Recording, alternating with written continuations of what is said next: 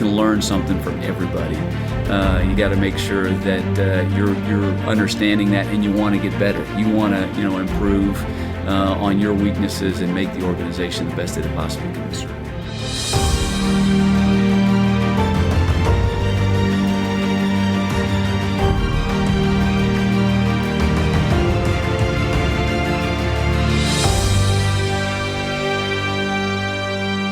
Hello, fellow leaders, and welcome to the Military Leader Podcast, bringing you conversations with today's most successful leaders.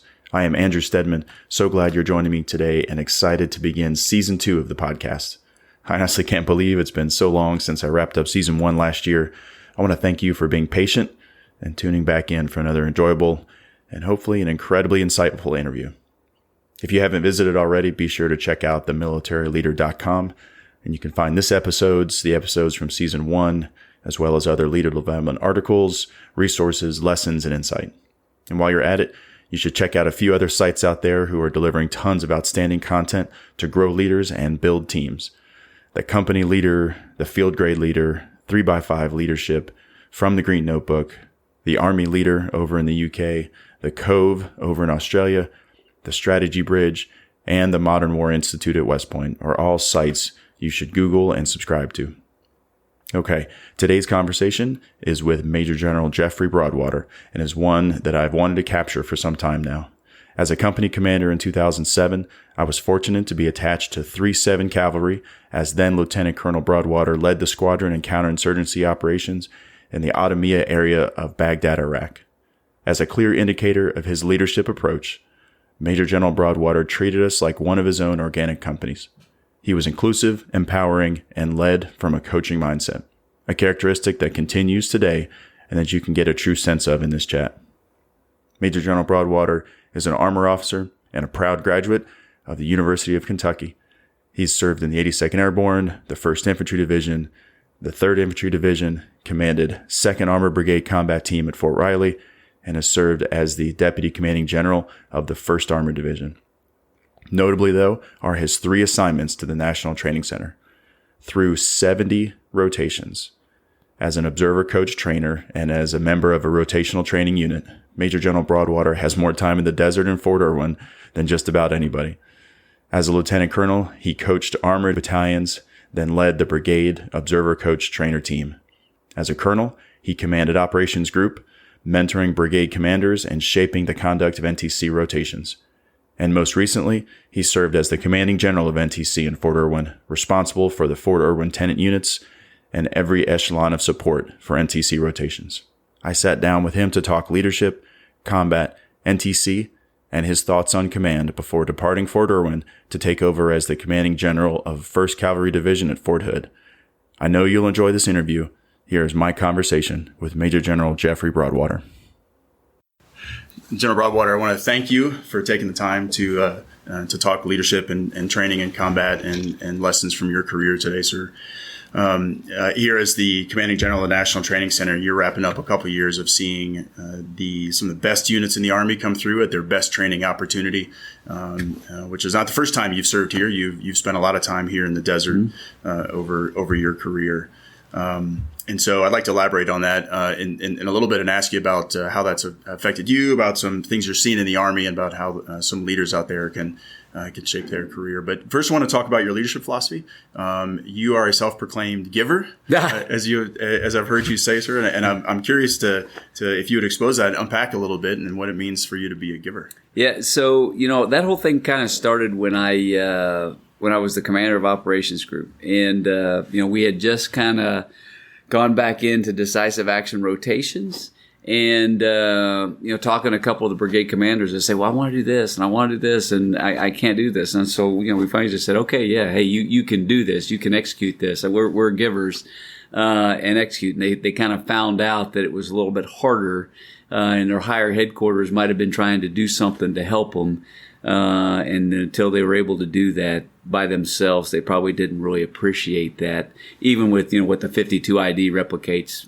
inside of operations group. So that was where it started from. Okay. Just said, yeah, I'm a giver, and then as it evolved and as the scenarios kind of devolved out here with all the different dilemmas that a brigade combat team comes through here.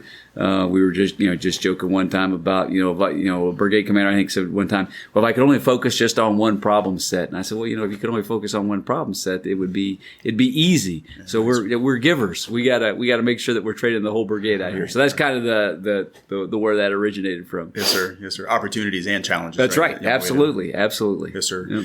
Has that translated into your kind of personal command philosophy, maybe on the day-to-day side too? Yeah, I think so. I think that any time that as I've learned over that it's probably really good to kind of listen and make sure that you really understand what's going on.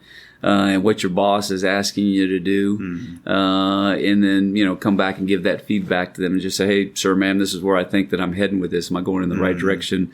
And moving through there. And I think that you'll find out that you'll have a lot of leeway in how you're trying to get your task accomplished if you do it that way. Yeah. So is empowering subordinates important to you? It's extremely important, right? I mean, there is. Thank goodness the Army has many talented people, right? That it does, and at the end of the day, I think that everybody in the Army, if you're a leader, you're a team builder, right? I mean, that's there is no one man show or one person show in the Army to accomplish everything that's going on, especially as you move up in different levels. So empowering subordinates, making sure that they're capable of understanding what they're doing. And what you'd ask them to accomplish, how they fit into the piece of the mission is extremely important. Yes, sir. Yeah. So coming into a command, let's say, so you're about to go command the 1st Cavalry Division down in Fort Hood. Fantastic opportunity. I know you're excited about it, sir.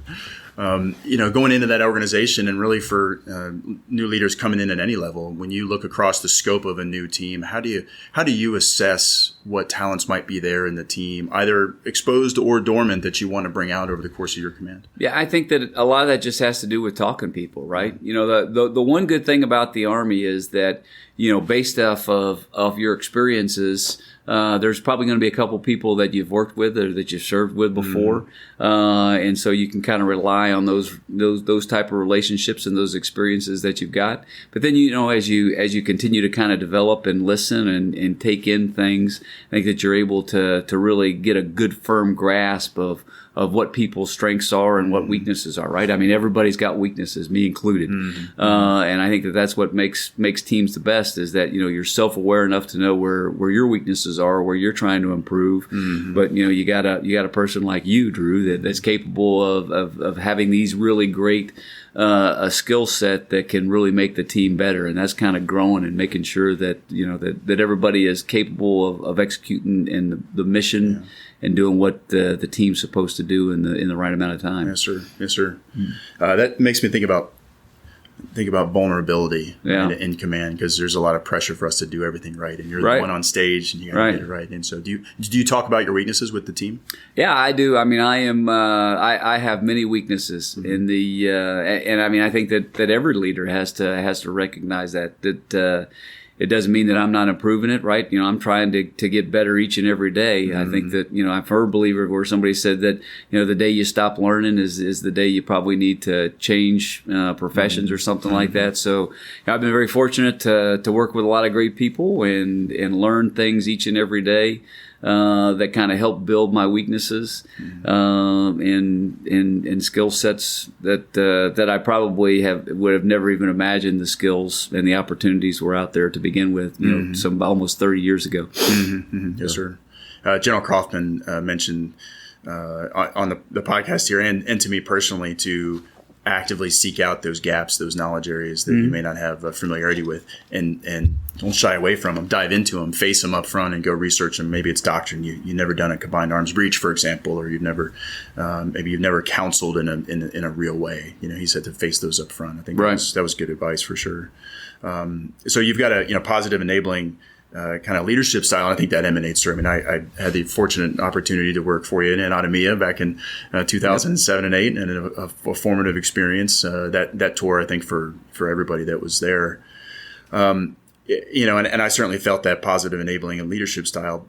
But sometimes you can't always use that technique, and so how do you balance what some people would call the wire brush, or maybe a little bit of you got to get people to a place where they're just not willing to go. Yeah, again, I think it has to do with really knowing your people, right? And I really don't think that the wire brush really works at all, except for maybe if you have an organization or an individual that is very, very confident, almost on the side of cockiness, as I think that there's a difference in that, to make sure that they understand that they might not be as good as they think they are, that they're not achieving the standard that you want to go in there. But I think it all comes to one, on any time I've always kind of said, hey, am I articulating that right? Because I think that most of the times you'll find out that it's a communication problem, right? Either me as a subordinate didn't listen properly, or I didn't give the best guidance as the leader that I could have. And so hey, did I really ask what I was desiring the team to accomplish during that time? And if it is, then again, just kind of going back and understanding where people work and how which people take information differently, I think is extremely important on how to move forward in that realm, right? You're gonna find out that there's people that you need to that as soon you just click with them, right? They say, hey, Drew, I want you to do this, and boom, it's gone, and it's instantly out there, just kind of based off of maybe how well we get along, or there's same similarities, and there's other people that it might not have an understanding or the experience level, and it might take them a little bit longer. And so I think that it's important as a leader to kind of understand, okay, this person needs a little bit more time to do this task, or I've got to make sure that there's, I'm articulating that in a different mean to make sure that we're still going to get the same outcome that we want. Some patience and leadership and development there. Yes, sir. Was there a leader over your career that stood out as someone who modeled that for you? I've been very fortunate to have to really have been around a lot of great leaders in my military career. But I think that probably the ones that I really learned the most from were my peers, and then my subordinate leaders underneath me. And I still think that regardless if you're in the Army or whatever you're doing, that group of peers that you have really kind of holds you accountable, right? I mean, and there's competition there. I mean, it's not cutthroat competition or anything like that, but there's competition. Say, hey, wow, Drew Stedman did this really, really good. In the back of your mind, you're thinking, wow, you know what, I could really get better at that if I kind of learn and listen to that. And so I've been very fortunate to have, since a second lieutenant, a lot of those peers where I've been able to kind of learn and get some of those lessons from. And then, as a lieutenant and as a captain, right, you always have those platoon sergeants, or you have a first sergeant, or you see a sergeant major where you go, man, wife, that individual is a person that is really making a positive difference in this organization. I can learn so much from him or her that I want to get better. So I think that those are probably really the kind of groups, not necessarily just individuals that I've probably learned the most from over my career. Yes. And it's a certain mentality to be able to learn from any group that you come into contact with. Right. I think oftentimes we just simply look up to draw the lessons. Right. Well, because no matter how good of a leader you are. And I think of battalion commanders or squadron commanders, right? Because that's a great, you got all these young lieutenants that are coming in. You got platoon sergeants that are ready to get that. The organization is still kind of at a level where you can, really influence and see them at a daily basis. But still, those touch points aren't going to be the same amount of touch points that you have with your peers and your subordinates. And I think that's extremely important. On hey, you can learn something from everybody. You got to make sure that you're understanding that, and you want to get better. You want to improve on your weaknesses and make the organization the best that it possibly can be. Yes, sir. I was surprised. Maybe I shouldn't be, but it's to find what you said about the peer influence in battalion command, because I did not feel that in a competitive environment. Like you said, that was very strengthening. But there were so many times I got into conversations with a fellow battalion commander, and he or she would say, "Well, I'm doing this initiative, right?" And I'm like, "Oh, wow, that's such a great idea!" Right. And that transference of energy and ideas across the formation, I did not expect that coming into command. Now, I would say that probably half of the things that we did in the battalion that were successful came from someone else's kit bag. Right. And that's a powerful aspect of the Army, I think, that people underestimate, and until they get a chance to experience it like that, it may not see the value in it. So that's good. Yeah, no, I agree with you. Having good relationships with your peers is not only just healthy for, the entire organization that you're in, but like I said, you can learn so much from that. But also command, when they say command is lonely, right? It's always good to sit there and have an individual go, "Hey man, you know what? I cannot believe that this occurred today inside my organization." And then, have that person go, "Well, if you think that's really kind of messed up or really bad, wait till you hear this." Yes, and to share that, it's really, really powerful. Like you said. I'd like to touch on that point for a second, because another point of enlightenment for me personally was the toll that some of the legal and soldier problems and that occurred in the battalion, and it felt like I was struggling to get momentum sometimes to stem some of those things. How has that weighed on you in command, and how have you tried to uplift the organization when it comes to that discipline kind of stuff? Again, I think it weighs on every commander just because of the power that and the responsibility that goes with having to do those legal actions, right? I mean, they're individuals, and you have to weigh and balance that with the good of the organization and the other factors that are exposed with that. I think that thank goodness that there's the Army has lawyers that are capable of going through that. But again, it's always good to have peers. Or a mentor that has been, that's probably the best thing that I've gone through is just say, "Hey, sir, ma'am, I just wanted to run something by you here. Does this make sense to you, or have you ever been in an experience like this?" And that's kind of how I've been able to get through that. Right. Yes, sir. Agree.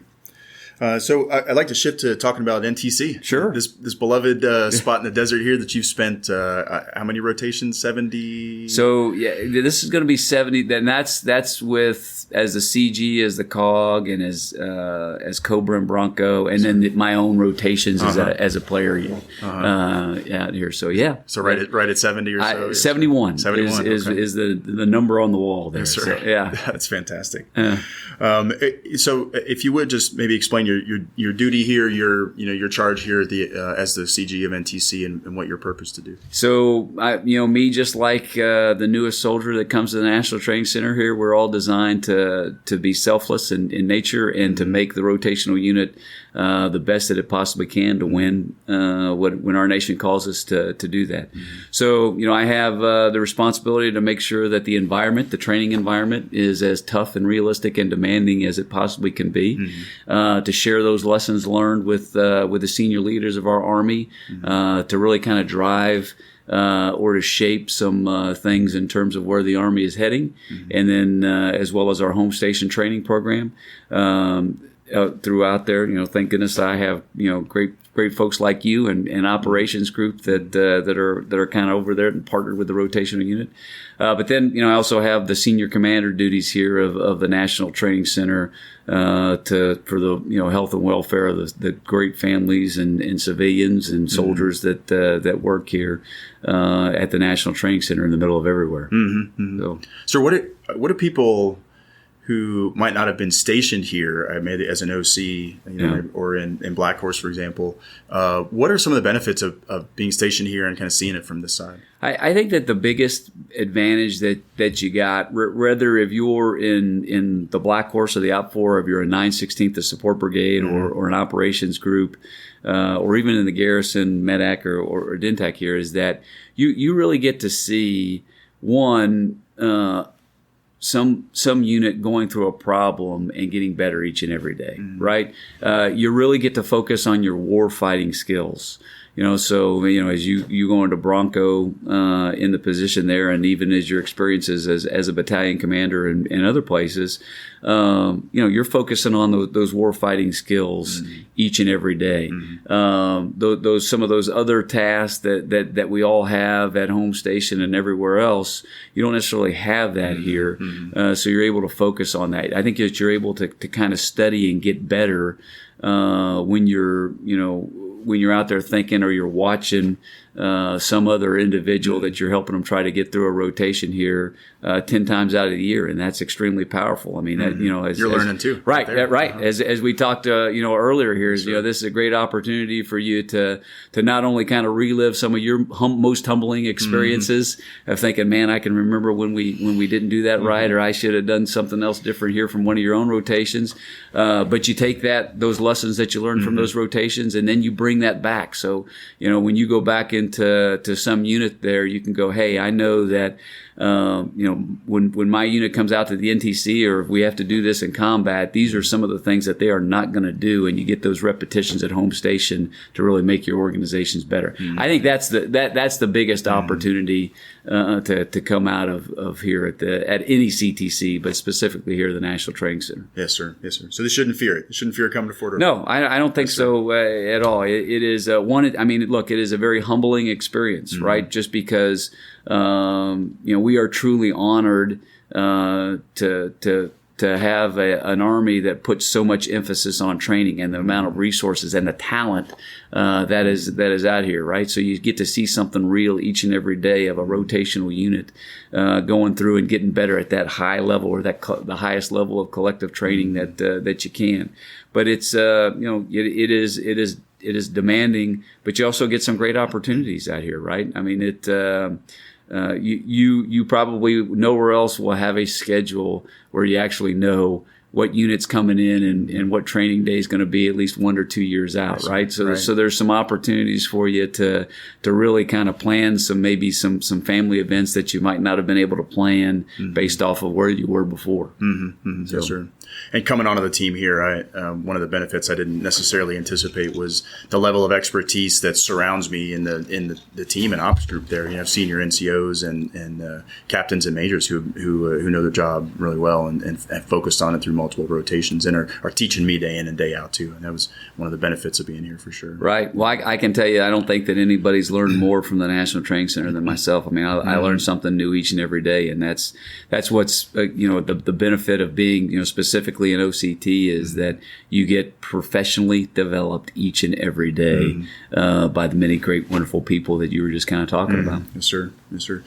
So that's one of the ways that it's impacted you. You think it? It's shaped you over the course of the years here. You're a different leader because of your experience here at NTC. I think so. Sir. I think that I really kind of recognized just how difficult some of the easy things right? Some people say, oh, that task is easy to do. Well, after 4 or 5 days of not having a whole lot of sleep and being attacked by a near peer threat and with a cyber attack and a chemical attack thrown onto that, and then you got drones and red air fixed both and rotary wing air, that even the simplest task can become extremely hard.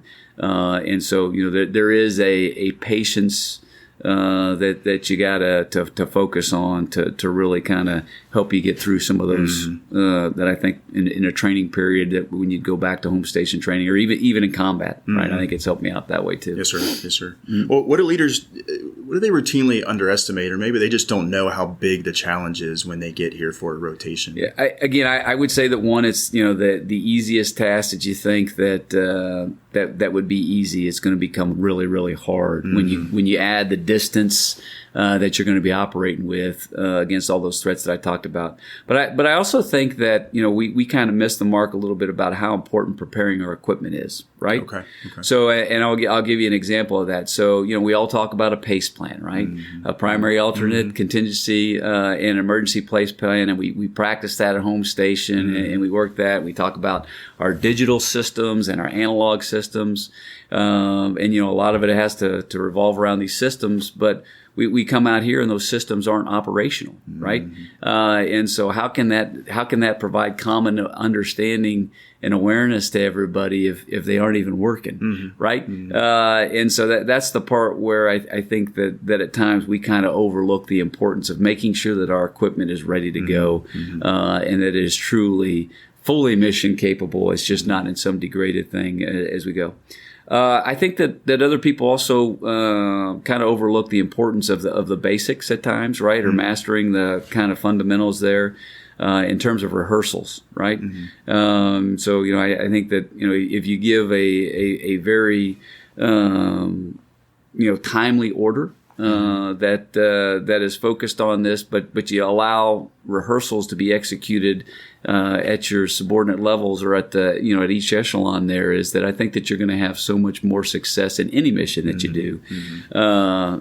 That's it. And then I think the third one would be is that we kind of forget that we have responsibilities as subordinates to kind of give brief backs back to commanders, right? In our doctrine, we give confirmation briefs and we give back briefs and on that, because you'd be amazed, and I'm not telling you because you've probably already seen some of that, is that we kind of assume a task was done at a certain time and nobody's checking on it, or nobody says, hey, sir, ma'am, I've got this task done when it was supposed to be done.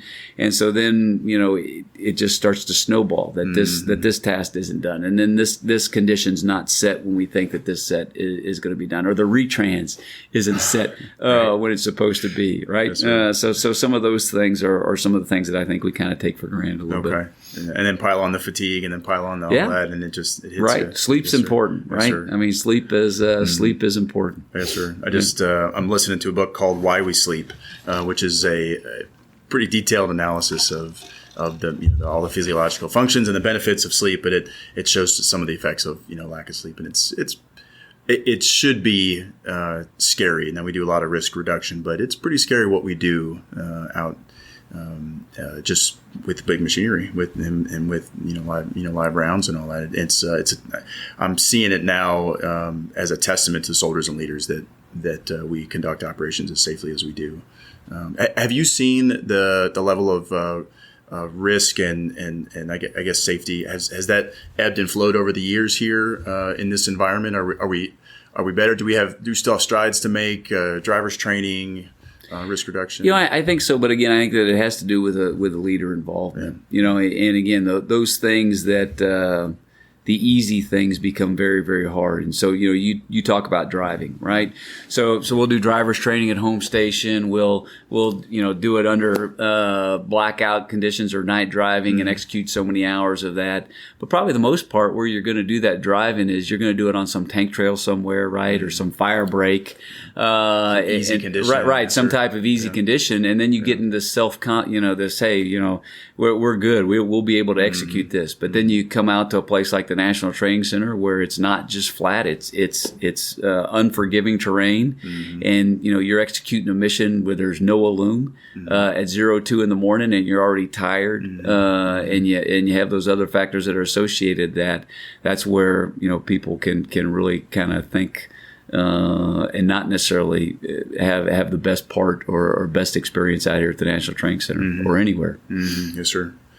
I'd like to ask you about decisive action and how the BCTs have done over the last 7-8 years, because when we made the switch from wide area security to decisive action and combined arms maneuver, the intent was we had to relearn these things. These seem to be some forgotten skills, and so as we've taught the force and put challenges on them, as you said in the beginning, we've expected them to perform. So how are BCTs coming? Are we getting there? Are we meeting the intent of 7-8 years ago? Well, I think that we're definitely getting better all the time. And one of the examples that I use there is that the brigade level live fire. So the first time that we kind of went back to a brigade level live fire, it was really we did a full dress rehearsal over the terrain that the brigade was getting ready to execute.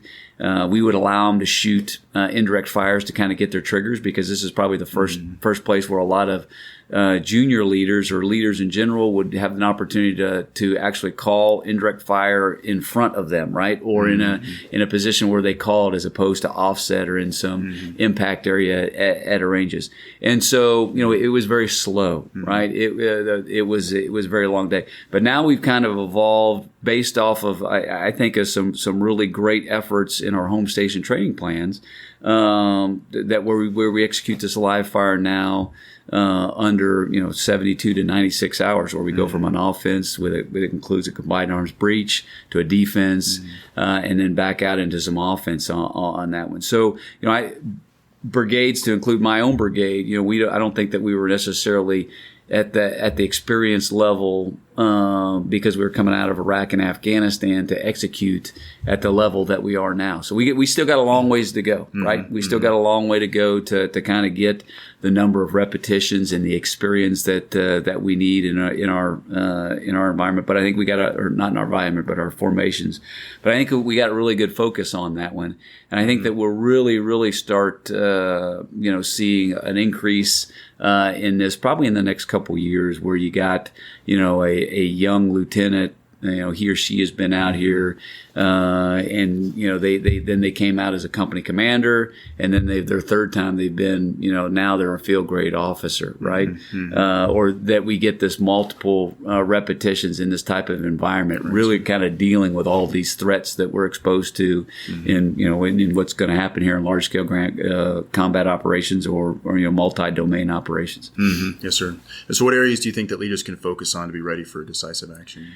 Keep it simple, right? I think that you master the basics on top of that. Starting at, I think that at times we have a tendency to kind of forget that as leaders, we're responsible for ensuring that our soldiers are trained 2 levels down, right? If you're a battalion commander, you should be the one that sits there and says, hey, my platoons are competent, and that they are capable of executing these tasks, just like a brigade commander with all the companies that they have inside their brigade.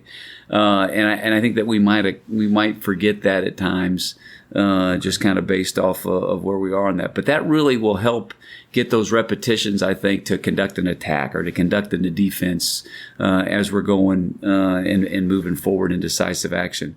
I think that the other one, again, is that really you got to work on your PACE plan, right? Because at any level, if you can't talk to your subordinates effectively, and you can't share or have this common understanding, whether it be on a map or on a JCR or whatever system you're going to use, that you're going to have trouble being able to execute at the distance and then at the tempo that we're probably going to face if we have to do this against a near peer threat. Yes, sir. Yes, sir.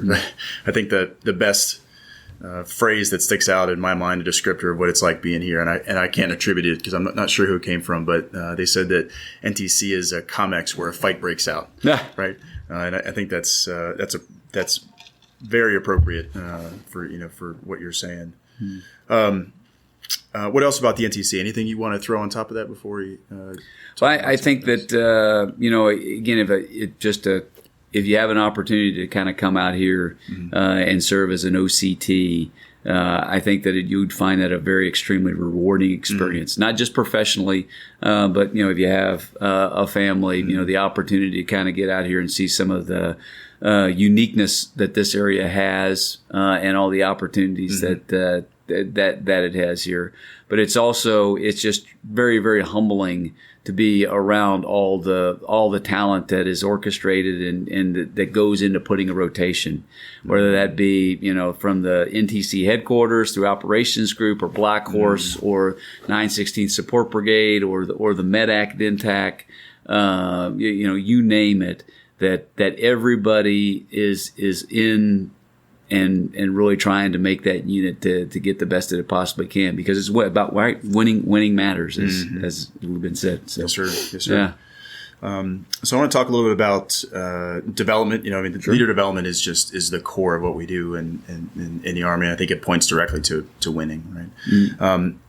How have you approach development over the course of your career, personally and on the teams you're in? What kind of resources? What's your method? What's your philosophy for doing that? I think you focus 2 levels down, right? At any organization that you're in there. But I think it kind of goes back to your initial kind of vision or what objectives or goals that you set for your organization.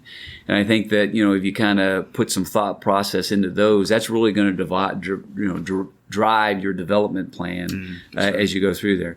Now, we're in the Army, so I think that you should be focusing on enhancing your warfighting skills in any organization. So one of the best things, if that's truly what you want to do, then you need to make sure that you're taking time to do that and really articulating that as you go out there. Because as I tell everybody, I think I've never met a leader that he or she didn't think that they gave guidance that was the best guidance that anybody's ever heard in their entire life, right? Right. And it's like, man, how could somebody not ever think that I didn't say that or that, how could we have done that? But then when you peel the onion back, you kind of go through that, hey, it was development, or again, those personal relationships that you're developing. We'll kind of talk through that one. So I think that really kind of comes out if you focus on your warfighting skills, and it builds that experience that you go through there.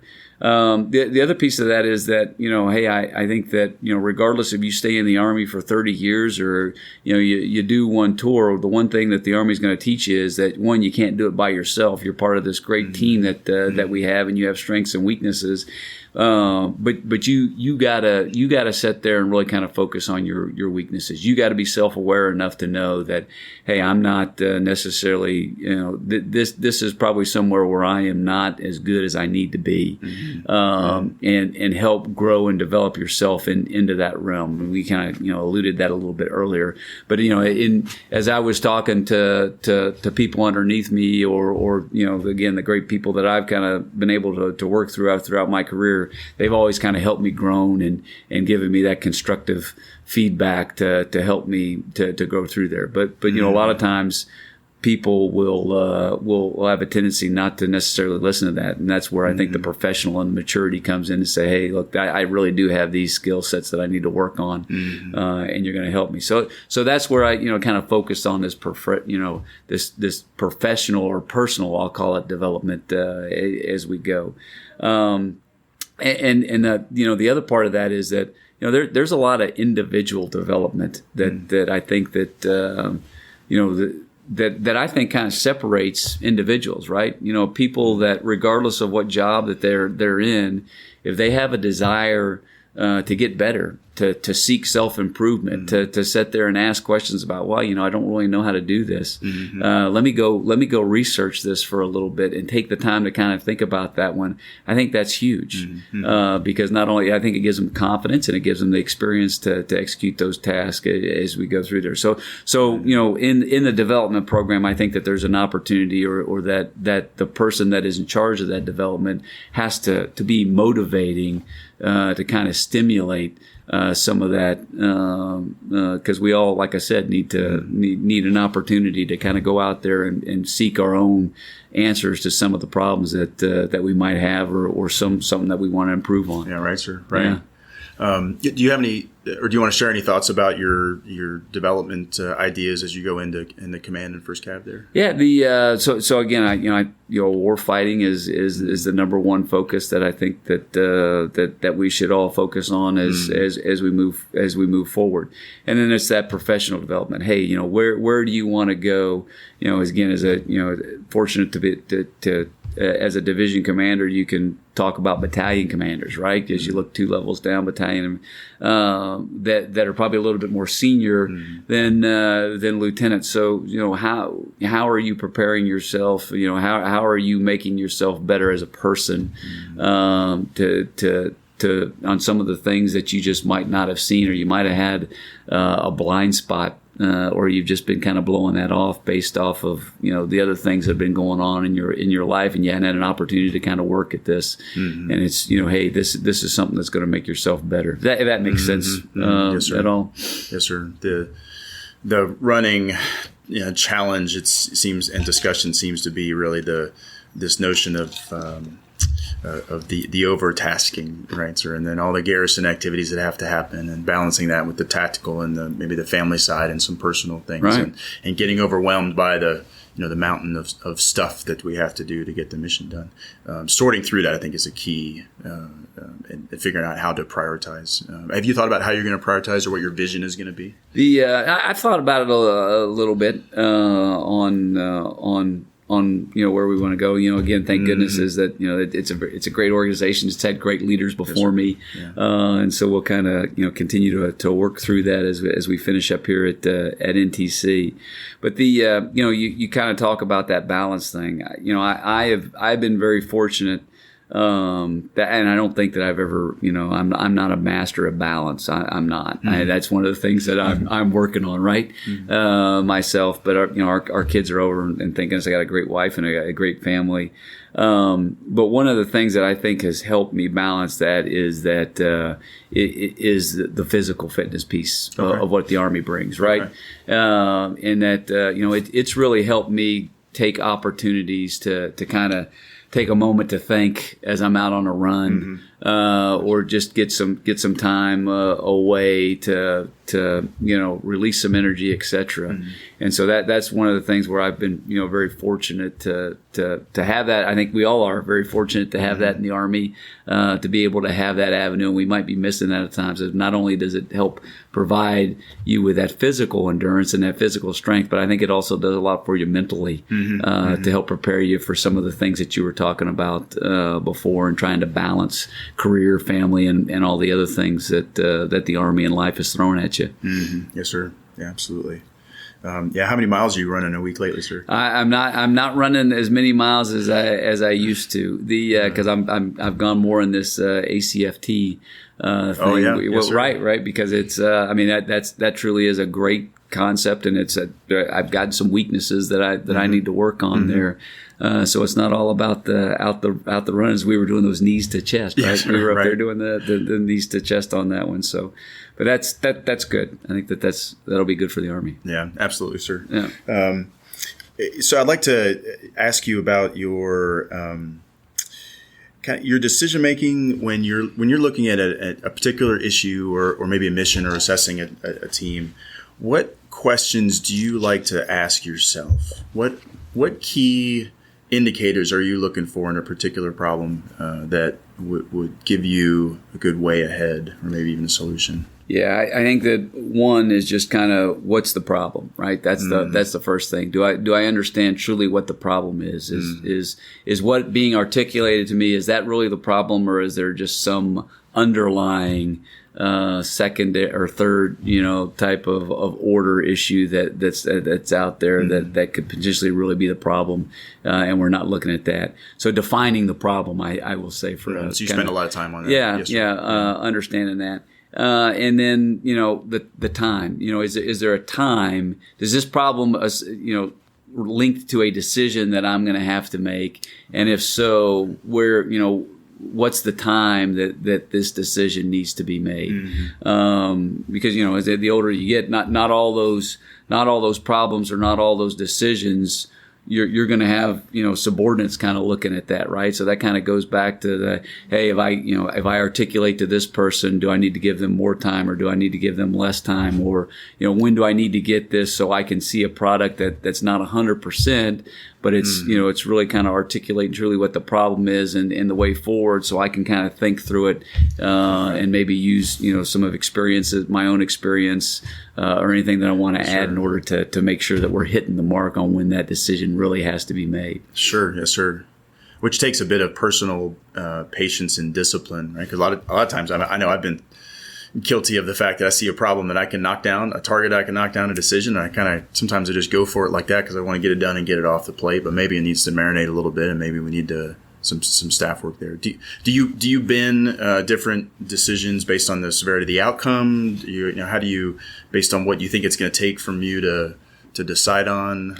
I don't think that there's really kind of one set of, kind of a cookie cutter solution or a way that I kind of look at that. It's really kind of, hey, have I, because I've missed them at times, right? I mean, I thought that, my own self was, oh yeah, this is definitely the problem. Yes, right. And then after listening to somebody or saying, oh, that wasn't the problem, right? Right. As we go through there. So, I think that's where it really helps again to I think have a really good peer network. And also, it's trust, right? Trust with you and your subordinates there so people can sit there and say, hey, sir, look, I think that we need to go back and look at this. Because one, we just hadn't had the time, or what we're saying is the problem is really not the problem. And so, I think that kind of blends into, kind of answering that question for you. Is it's not really kind of a definite answer on how you look at it. Yes, sir. Yes, sir. Yes, sir. Well, I want to ask you about combat here, and then I'll kind of just open it up for any closing thoughts if you want to add. Yeah. So I got to serve with you for 7-8 months when you were commander of 3-7 Cav in Ottomia. 7th First. What's that? 7th First, right? Yes, sir. Carry on. So, yes, sir. Yeah. That I came in onto your team after you'd been there for a while, but of course that's certainly not your only combat deployment there. So what moments in combat stand out for you? Good days, bad days, significant lessons that'll stick with you for the rest of your life? Well, I think you always remember the bad days, right? When you lose soldiers, I think that those always kind of stick with you as you move through. On hey, was there something that could have gone different, or what were the circumstances that were around that? So those always kind of stick out to you. But I also think that especially in my mind, since I'm just kind of flashbacking some memories in my mind here, is that how you really got to see junior leaders develop and mature over the course of time. So the surge, that was 15 months, right? So young lieutenants that you kind of took through your MRE and you're trained up to that, and then you're deployed, and then you can kind of see them as you go through that deployment, and the growth and the maturity that they showed each and every day, and how that really kind of molded them as you kind of follow them throughout your career. I think that those are some of the days, and I think that you also kind of remember those silly days, right? Like when there's a firefight or something, and just something. You'll remember something, or it just doesn't seem weird that something like that should be happening, like a balloon, or just silly things like that when there's a whole lot of action going on. I think those are kind of some of the things that I remember the most. Coming home, especially the one there in I've been very fortunate with the great leadership that I've been able to work under, and the soldiers that have worked with me. Just the accomplishment and the pride that you have about serving your country and making a positive difference and doing the right things. Those are probably the memories that stick out the most. Yes, sir. You mentioned the kind of the silly moments. What flashed back to me for a second there was there on the streets of Ottomia, and I guess it was spring of 08 when the awakening, when the Sunnis came around and they wanted to help, and so they were insurgents one day, and then they were on our side the next. And so that morning I remember rolling out in the striker and looking out and seeing these insurgent dressed men on the sidewalk with AK-47 and a yellow PT belt, which indicated that they were now on our side. And that's right. And I think that I had failed to read the op order then, and I think so I looked and I said, wait, hold on, what's going on here? So I remember calling back to the talk and saying, what's happening here? And it was quite a surreal moment to see, insurgents occupying the street corners there. Right. Yeah. That was, that was one of those things where, people say, well, what do you think that the next fight is going to look like? And I think that we have great focus with multi-domain operations and futures command on focusing on the modernization piece of that. But the one thing that I have somebody would ask me, I guarantee is that those unknowns, right? There's going to be something unknown that you just don't know, and that one is one that I can remember that very, very vividly. And Major Ike Salee, who's now a brigade commander, and he was the 3, and he did a wonderful. They all did a wonderful job, but orchestrating that. But I will tell you a story of that is that. I can remember a lieutenant who is extremely successful in the Army right now, and it was about 02 in the morning, and that they were getting ready to link up with a Sons of Iraq, and it was 02 in the morning, and there had been a couple firefights that day. And the lieutenant had some extremely, rightfully so, some reservations about, what the heck are we doing here? This guy was just shooting at me, a couple of days ago, and now I'm supposed to link up with him, and we're gonna. It was a cache, I think, that we were looking for, yes, or something like that. And I can remember having a conversation with him at 02 in the morning on why this is important and why we got to do this, and that we all understand, and we got to move forward in the process. And he executed, and of course there was a lot of weapons that we found that night, and did some other things.